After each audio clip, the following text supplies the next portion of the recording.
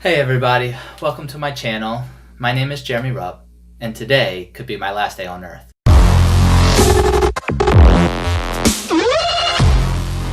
Recently I've had some close encounters with death.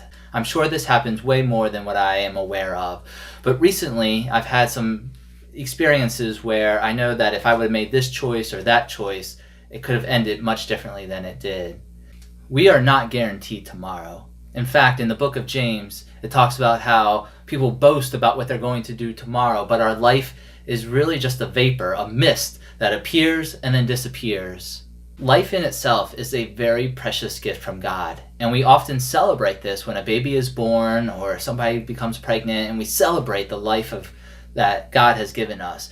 But we quickly lose that awareness of how precious life really is. We forget that life is precious no matter what gender, what age, no matter what belief or political system somebody's part of, that all life really is precious, and that every day that we have on this earth is something to be thankful for. But then this leads me to think about what kind of legacy and impact that I'm going to have on my wife and my children, and even those that I come in contact every day, even for the shortest amount of time. Who and what are people going to think that I am? And is it accurate? Is it what I really want to portray to people?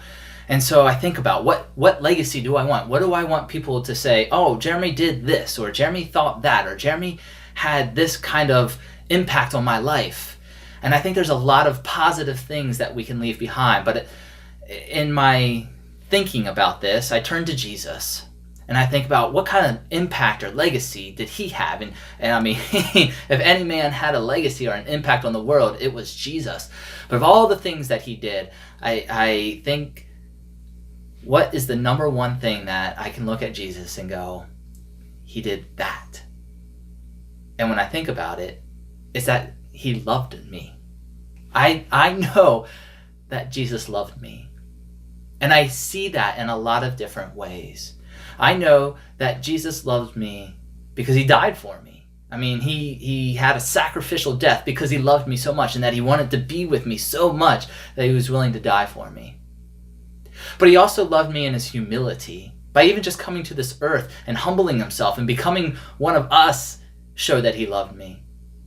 By being extremely, extremely patient with me. I mean, I've had people be patient with me, and my wife can attest to that. But Jesus has shown me patience beyond measure. But Jesus also loves me by setting standards and giving me rules and saying I should do this and I shouldn't do that. And in that, he has shown me that he's loved me. Jesus also shows me love by his forgiveness. And he shows me love by his authority. He shows me love by his discipline. He shows me love in all of these aspects, because these are all methods and ways to show people that you love them. So what I want to do is give a reminder to love like Jesus. And that just doesn't mean that you're forever patient with them or that you're forever forgiving them, but they're also setting standards with them and keeping people accountable, and sometimes having to speak truth in love, as Paul reminds us in the book of Ephesians.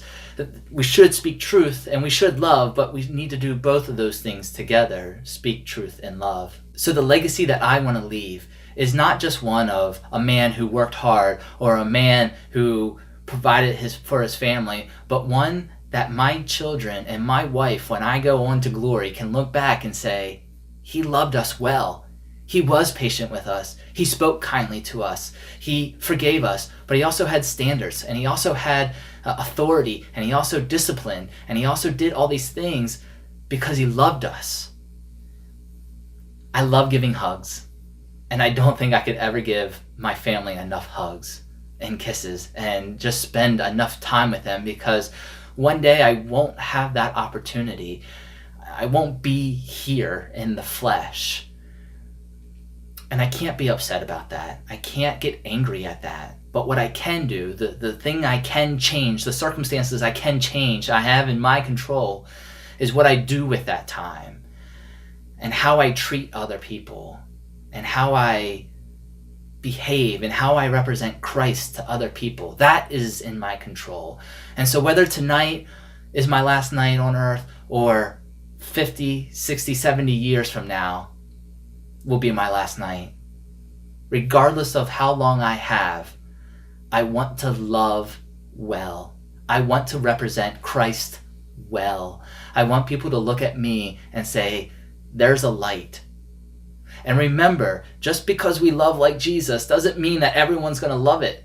Not everyone's going to accept that, because not everyone accepts Jesus' love. But that doesn't stop us from loving. And so tonight, again, time is short. Love well.